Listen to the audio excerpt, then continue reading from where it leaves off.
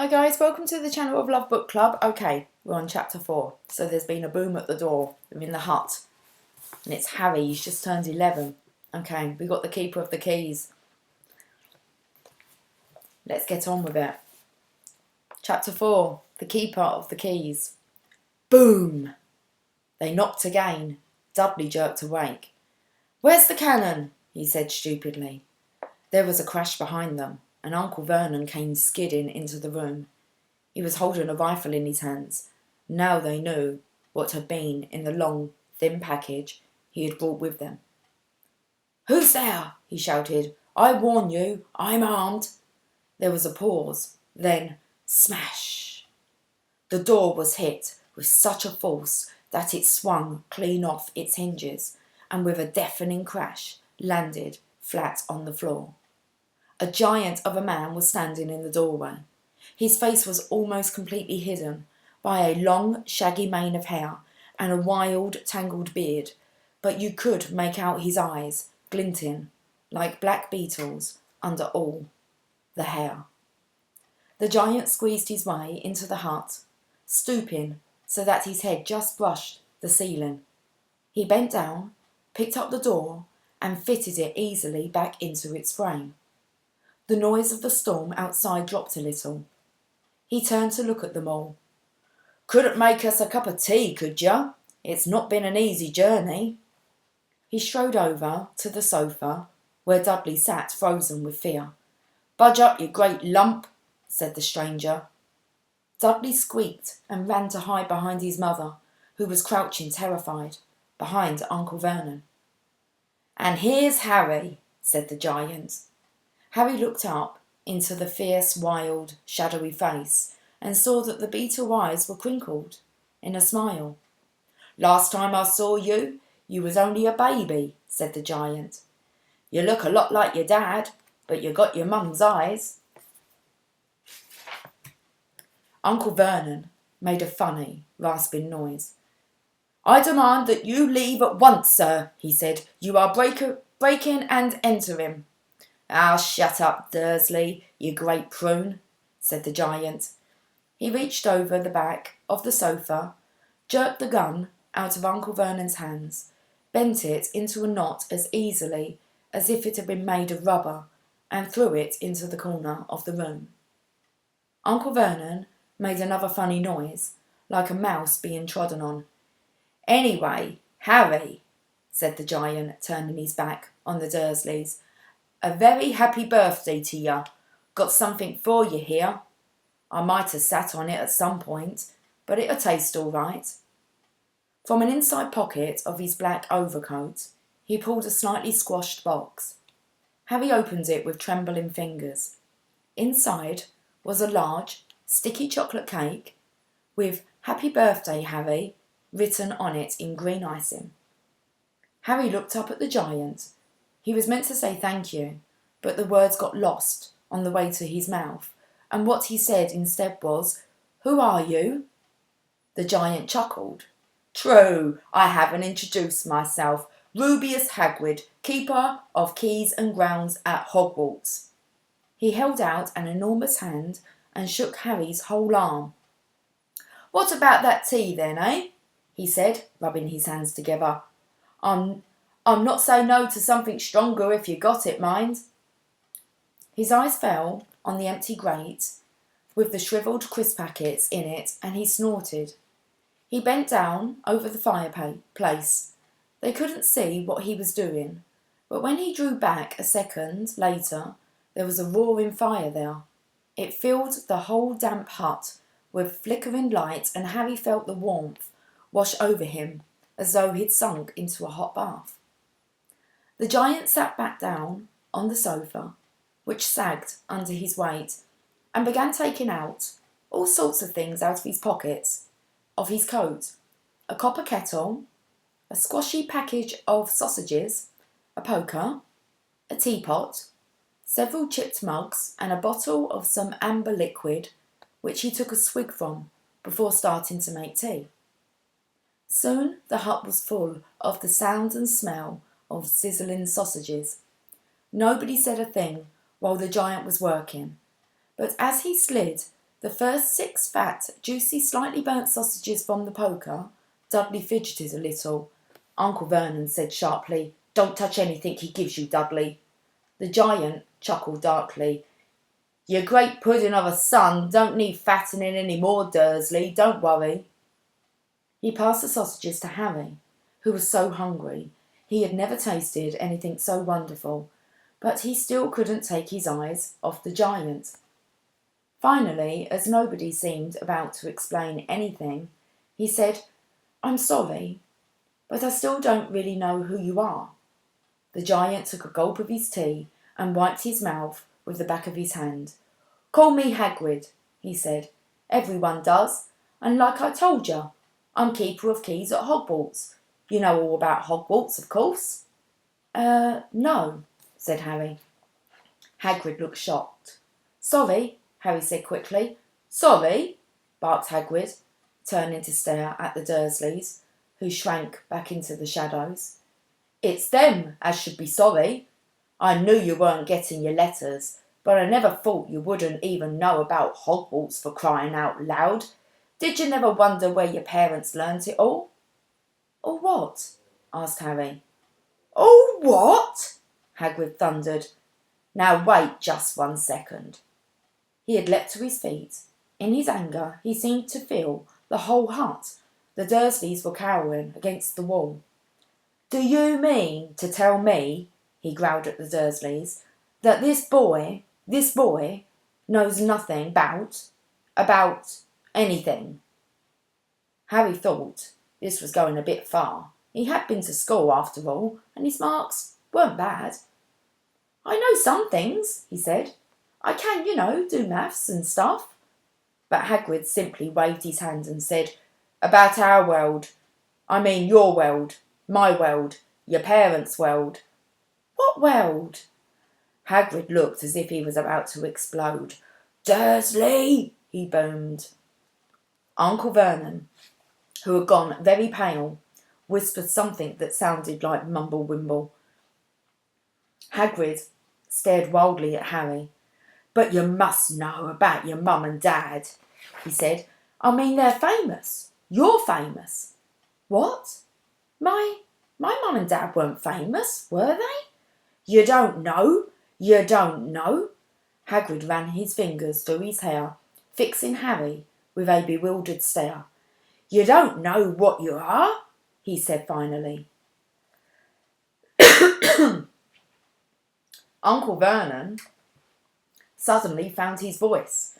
"Stop!" he commanded. "Stop right there, sir. I forbid you to tell the boy anything." A braver man than Vernon Dursley would have quailed under the furious look Hagrid now gave him. When Hagrid spoke, his every syllable trembled with rage. "You never told him what was in the letter Dumbledore left for him. I was there. I saw Dumbledore leave it." "I saw Dumbledore leave it, Dursley. And you've kept it from him all these years." "Kept what from me?" said Harry eagerly. "Stop! I forbid you!" yelled Uncle Vernon in panic. Aunt Petunia gave a gasp of horror. "Ah, go boil your heads, both of you," said Hagrid. "Harry, you're a wizard." There was silence inside the hut. Only the sea and the whistling wind could be heard. "I'm a what?" gasped Harry. "A wizard, of course," said Hagrid, sitting back down on the sofa, which groaned and sank even lower. "And a thumping good one, I'd say, once you've been trained up a bit.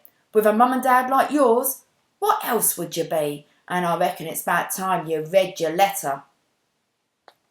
Harry stretched out his hand at last to take the yellowish envelope, addressed in emerald green to Mr. H. Potter. The floor, hut on the rock, the sea. He pulled out the letter and read: "Hogwarts School of Witchcraft and Wizardry. Headmaster, Albus Dumbledore. Oracle of Merlin, First Class, Grand Sorcerer, Chief Warlock, Supreme Mugwump, International Confederation of Wizards. Dear Mr. Potter, we are pleased to inform you that you have a place at Hogwarts School of Witchcraft and Wizardry. Please find enclosed a list of all necessary books and equipment. Term starts on the 1st of September. We await your owl by no later than the 31st of July. Yours sincerely, Minerva McGonagall, Deputy Headmistress. Questions exploded inside Harry's head like fireworks, and he couldn't decide which to ask first. After a few minutes, he stammered, What does it mean they await my owl?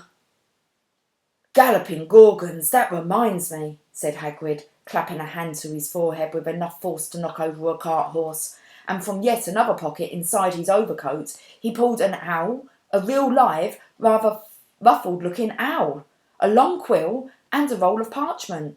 With his tongue between his teeth he scribbled a note which Harry could read upside down. Dear Mr. Dumbledore, given Harry his letter, taking him to buy his things tomorrow. Weather's horrible. Hope you're well. Hagrid. Hagrid rolled up the note, gave it to the owl, which clamped it in its beak, went to the door and threw the owl out into the storm. Then he came back and sat down as though this was as normal as talking on the telephone. Harry realised his mouth was open and closed it quickly. Where was I? Said Hagrid, but at that moment Uncle Vernon, still ashen-faced but looking very angry, moved into the firelight. He's not going, he said. Hagrid grunted. I like to see a great muggle like you stop him, he said. A what? Said Harry, interested. A muggle, said Hagrid. It's what we call non-magic folk, like them. And it's your bad luck you grew up in a family of the biggest muggles I ever laid eyes on. We swore when we took him in we'd put a stop to that rubbish, said Uncle Vernon.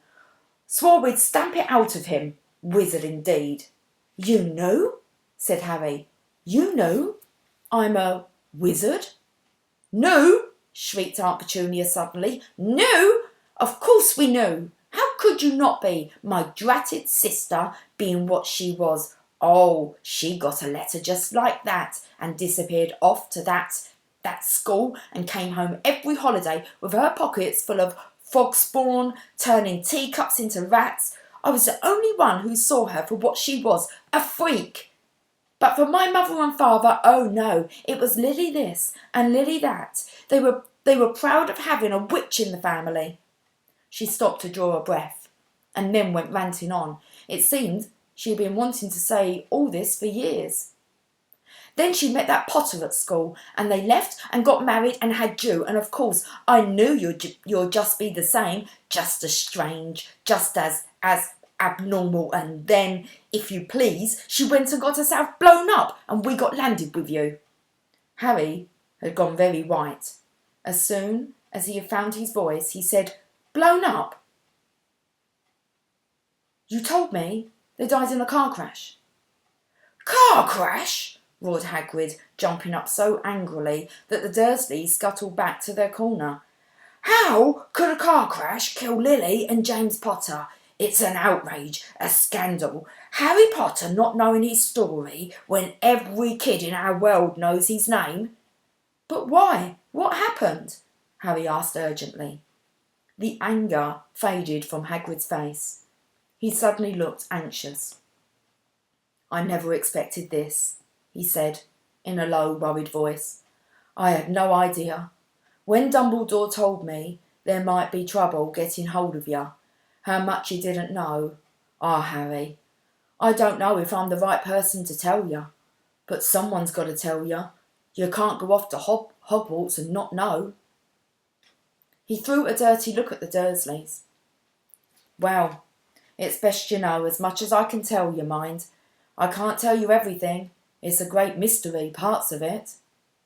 He sat down, stared into the fire for a few seconds, and then said, It begins, I suppose, with a person called, but it's incredible you don't know his name. Everyone in our world knows. Who?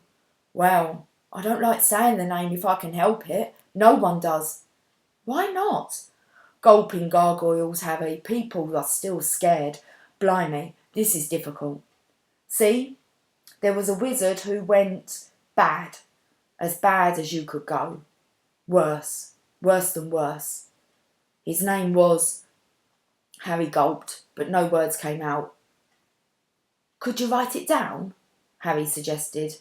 Nah, can't spell it. All right. Voldemort. Hagrid shuddered. Don't make me say it again. Anyway, this wizard, about 20 years ago now, started looking for followers. Got 'em too.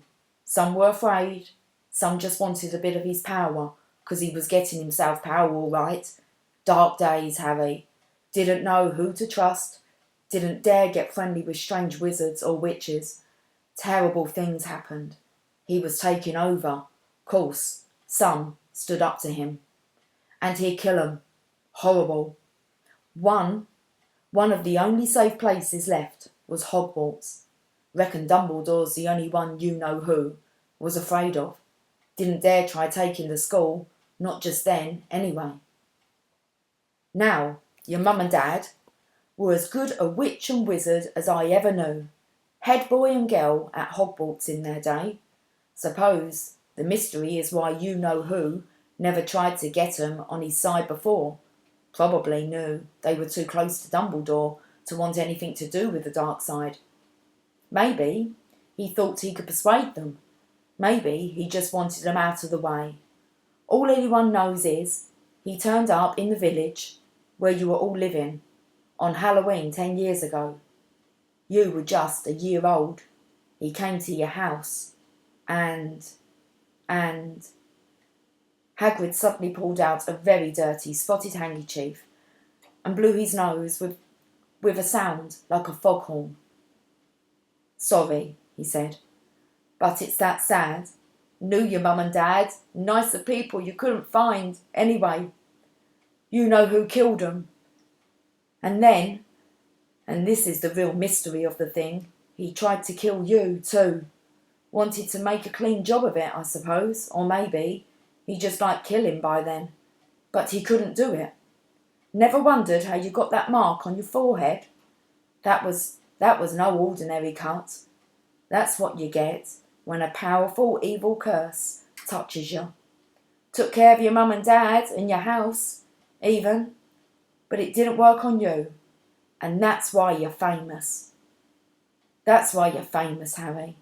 No one ever lived after he decided to kill you. No one, except you. And he killed some of the best witches and wizards of the age. The McKinnons, the Bones, the Prewets. And you was only a baby and you lived. Something very painful was going on in Harry's mind. As Hagrid's story came to a close, he saw again the blinding flash of green light, more clearly than he had ever remembered it before. And he remembered something else, for the first time in his life. A high, cold, cruel laugh. Hagrid was watching him sadly. Took you from the room house myself on Dumbledore's orders. Brought you to this lot. Load of old tosh, said Uncle Vernon. Harry jumped. He had almost forgotten that the Dursleys were there. Uncle Vernon certainly seemed to have got back his courage. He was glaring at Hagrid, and his fists were clenched. Now you listen here, boy, he snarled. I accept there's some things strange about you. Probably nothing a good beating wouldn't have cured. And as for all this about your parents, well, they were weirdos, no denying it. And the world's better off without them, in my opinion. As for all they got getting mixed up with these wizarding types, just what I expected. Always knew they'd come to a sticky end.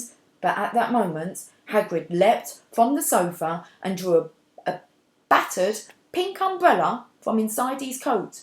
Pointing this at Uncle Vernon like a sword, he said, I'm warning you, Dursley. I'm warning you. One more word. In danger of being speared on the end of an umbrella by a bearded giant, Uncle Vernon's courage failed again. He flattened himself against the wall and fell silent. "That's better," said Hagrid, breathing heavily and sitting back down on the sofa, which this time sagged right down to the floor. Harry, meanwhile, still had questions to ask. Hundreds of them. "But what happened to you know who?" "Good question, Harry. Disappeared. Vanished. Same night he tried to kill you. Makes you even more famous. That's the biggest mystery, see? He was getting more and more powerful. Why'd he go?" "Some say he died." "Codswallop, in my opinion. Dunno if he had enough human left in him to die. Some say he's still out there, biding his time, but I don't believe it.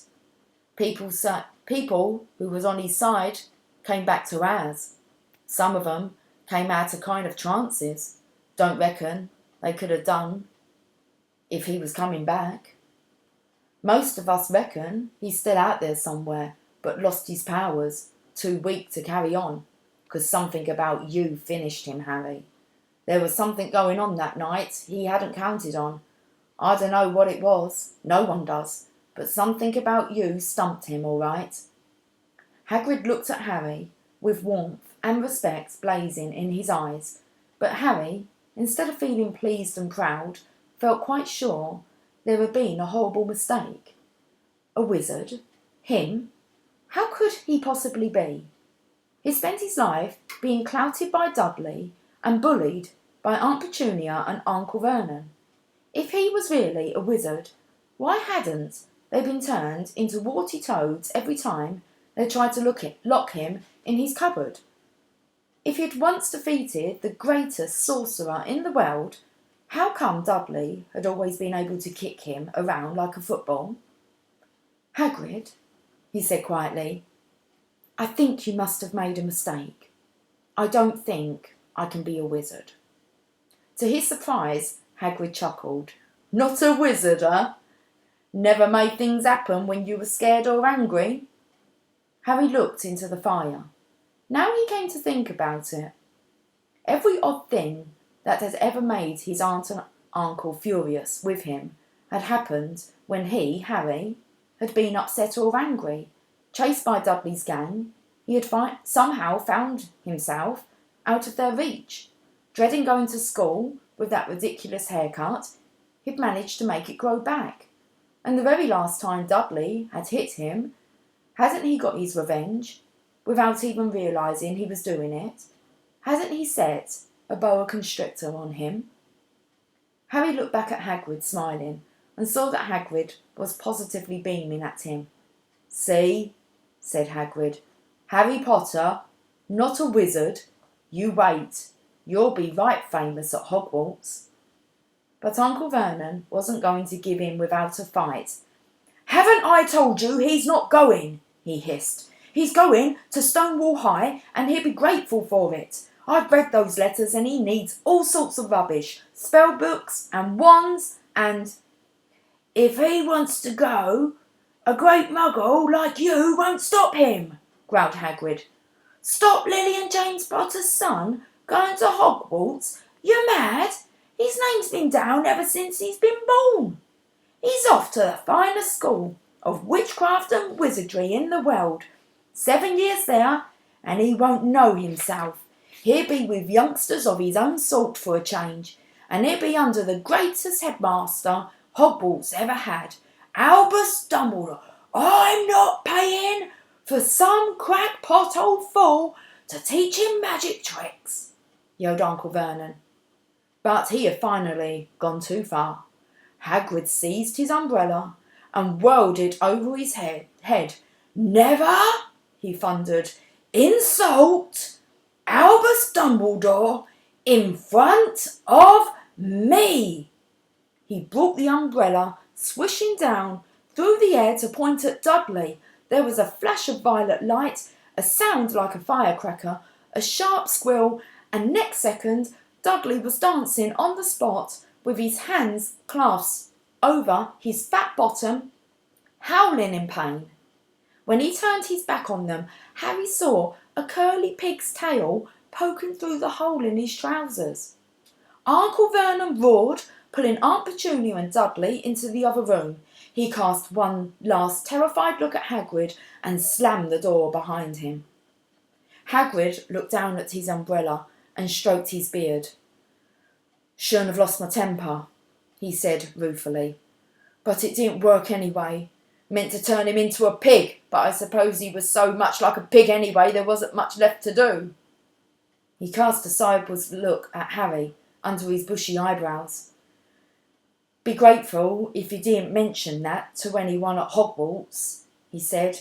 "I'm not supposed to do magic, strictly speaking. I was allowed to do a bit, to follow you, and get your letters to you and stuff. One of the reasons I was so keen to take on the job." "Why aren't you supposed to do magic?" asked Harry. "Oh, well, I was at Hogwarts myself, but I got expelled, to tell you the truth, in my 3rd year. They snapped me wand in half and everything. But Dumbledore let me stay on as gamekeeper. Great man, Dumbledore." "Why were you expelled?" "It's getting late, and we've got lots to do tomorrow," said Hagrid loudly. "Gotta get up to town, get all your books and that." He took off his thick black coat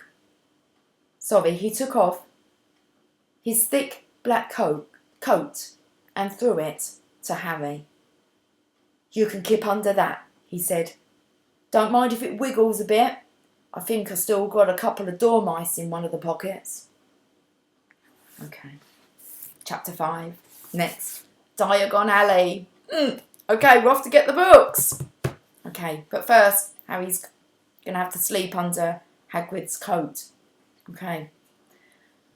Okay, guys, I will catch up with you soon. If you're off to bed, sweet dreams. And until I see you, much love. Bye for now.